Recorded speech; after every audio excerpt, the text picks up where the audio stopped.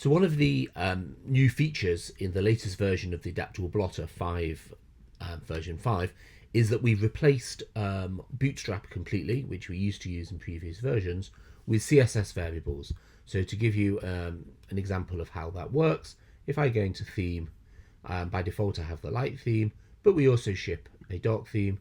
And then if you do that, you can see everything then uses a dark theme, and it's kind of consistent across the whole system. If you choose light theme or dark theme, and they're the two themes that the Adaptable Blotter ships, then we also update the underlying grid for you, so there's nothing to do. But what happens if you want to use your own themes? And clearly that's the whole purpose of the theming function and CSS variables. So essentially you can do as much or as little as you want. There's hundreds of different CSS variables that you can override. But what we will do in this demo is we'll create a very basic theme. Let's base it on Wimbledon. It's just been a tennis season. They've got kind of quite distinctive colours. So let's try and create a theme basing it on the sort of famous Wimbledon colours. And we'll do it from scratch. And hopefully that will give us a sense of how easy or difficult it is to build a custom theme. So the first thing we're going to have to do is have a theme to base it on. That kind of makes it much easier. So if we look at the code which we're using here to run our current demo, this AG Grid demo, first of all, you can see here what you do to import the current theme. So you just need to import index, which is the main thing that includes the light theme and all our variables. And because we can potentially show the dark theme, we have dark here. And then this is using the excellent AG Grid in this example, the absolutely by far the best HTML5 data grid on the market. And so we also reference the two AG Grid themes that we use when we manage the theme, Balham for light and Balham dark. So how then do we create a new theme? So let's try that now. So first of all, let's have a new file and let's give it a name. Let's call it Wimbledon CSS. And let's start probably just by copying an existing theme. That kind of does make life a bit easier. So let's copy that over into our new thing. And then instead of calling it theme dark, let's call it Wimbledon theme. So we won't change anything for the moment. And then what we're going to have to do is we're going to have to add some predefined configuration to tell the Adaptable Blotter this is the new theme we want to use. So let's make a couple of changes. First thing we should do is add a couple of toolbars to make it easier to see what we want. So let's say for dashboard, let's add some, here we are, visible toolbars. It doesn't really matter what we choose, but let's say we would like to have theme, we would like to have export, and let's try one more. Why don't we do layout? So let's save that. And let's also then add our theme. Now the themes, the theme element of the predefined config has three sections. The first is what system themes would you like? If you leave this empty, then you can see all the themes. We're going to be brave. So if you don't touch this, it ships with all the themes. If you want, you can say I just want light or I just want dark. But if you do this, where you pass in an empty array, it will mean that none of the system themes are available. Okay, so now let's add our theme. So we're going to the user theme section, and we will just have one theme. We're going to give it the same name as we gave it here. So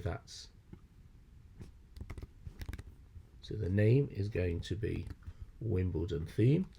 Then we need a description. The description is what's going to actually appear in the theme drop down here.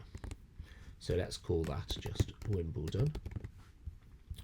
And the final thing we want to do is we want to say this is going to be the current theme. This is going to be the theme that's going to appear on starter. So there's only now going to be one theme called the Wimbledon theme. So now if we save that and we go back into the Adaptable Blotter, let that rerun, we now need to sort of reload our state, which you can do non-production this way. And that should pick up our theme. Let's see why it doesn't.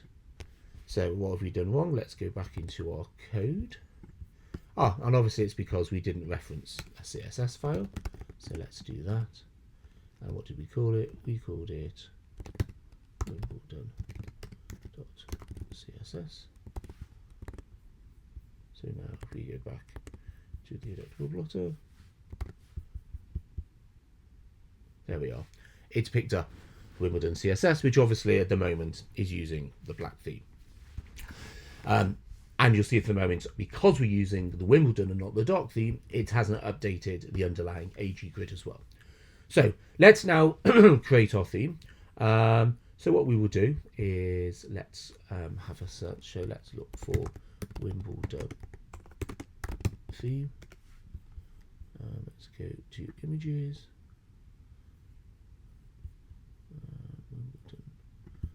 Wimbledon logo. See? There we are. It's probably a better one. Let's find a good one. A nice easy one to do. This probably looks as good as any.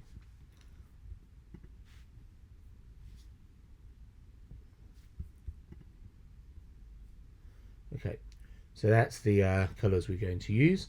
So now let's get our digital colour meter, which will allow me to see what the colour is. And we can see that this purple it's using is 60, 22, 113.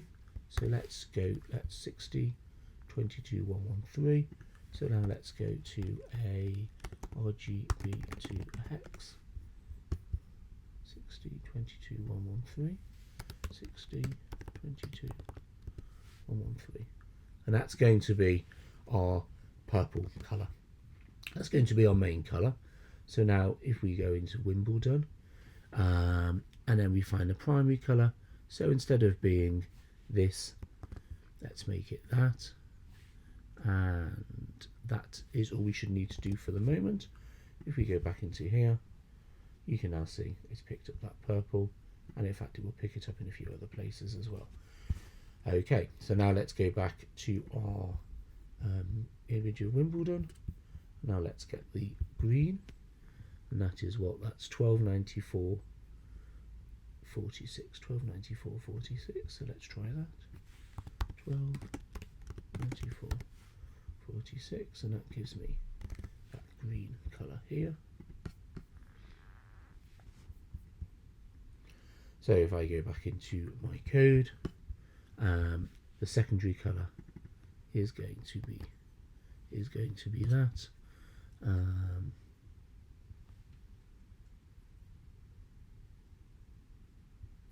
That should also be there for the colour primary light. And then let's save that. Okay, so then you can see now we've got the purple and the green, and it's starting to come together. There's a few things which aren't quite right. First is this dashboard background is kind of far too dark. So let's again use our color meter, and let's so you can't see this. So let's get the color for a nice grey, which is, say, I don't know, 250, 250, 250. So let's go into here and do 250, 250, 250, 250. And then if we go back into our code, let's make the dashboard panel to be that. We should also call this the Wimbledon theme. Let's save that. Let's refresh it, and then you've got a slightly nicer colour there. So let's also change a couple more things. For instance, this looks a bit too dark, that colour, and also it's a bit too square. So let's see if we can fix both of those. So the colour, the default background, let's make that's a bit too dark. So let's change that, and let's just say that should be grey. That should be a bit easier to do. And then to change the button rounding, that's where we use the border radius. So you do underscore border radius, and let's set that to var.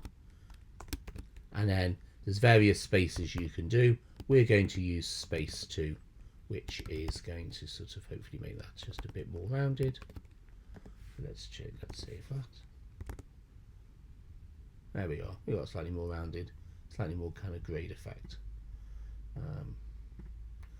Okay, I mean, I'm sure there's lots more we can change, but there we are. It's kind of a basic grid, and then we'll be able to change colours later, probably make that grey a little bit nicer, make that a bit different. But there's one big problem still remaining, which of course is that the rows don't reflect here. So the way to do that is to use something that we make available in our normal config, which is called row styles, and that's part of the user interface state. So let's go back to our config here, and let's now add that. So let's say, for instance, we want user interface, and we're going to add row styles. There they are, they appear, and we will do two because we will probably want to do an odd and an even to match the colors that we've got. So let's do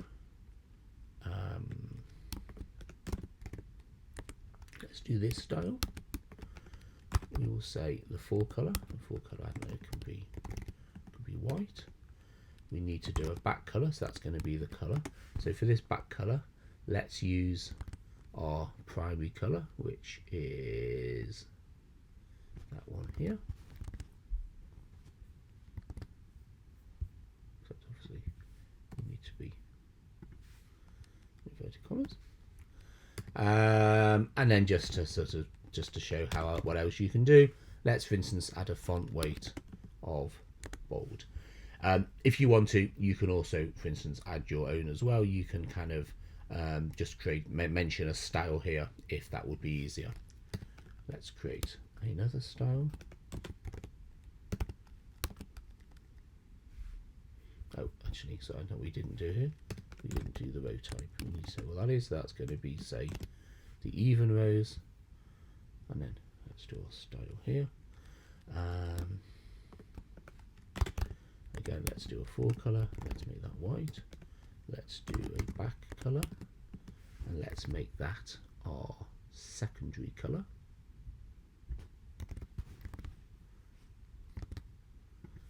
Nearly done now. Let's do, I don't know, let's do a font style instead. Let's say italic. And then again, we need to do the row type. So again, the row type can be all rows, even rows, odd rows. Obviously, if you do all rows, you only need to do one. If you do odd and even, then you provide both. So there we are. That's that. So let's save that. Let's go back into our thing, let it reload, and then there we are. You can see it's kind of added the colors. They match. Obviously, there's a lot more you can change. There's hundreds and hundreds of different variables, so you've got complete control over the font, over everything. But as a first go, that's not too bad. It lets us kind of get up and running. Play with it. Tell us what extra variables you'd like. Tell us what's missing. Actually, here's a little small thing that's missing. You can see here that if we want to do the success, it doesn't quite work because you can't quite see that. So we can change that. One of the many things we offer is what the success color is, all that kind of stuff. So let's add that now. Let's go back to our theme, and let's say, for instance, we want the AB, the color for success. And if you want to kind of see all the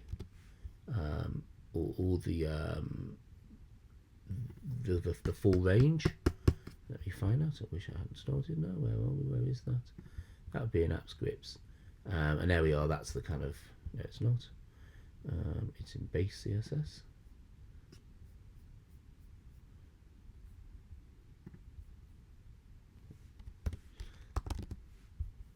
There we are. You can see kind of the full load and all the different, how every element picks up different ones, and there's lots of different things to do. So in fact, let's actually pick up our color success, AB color success, which defaults to green, but in our case we're going to change it. So there's our Wimbledon theme. Here we are. I thought we were right. AB color success, and let's make that, for instance, light green.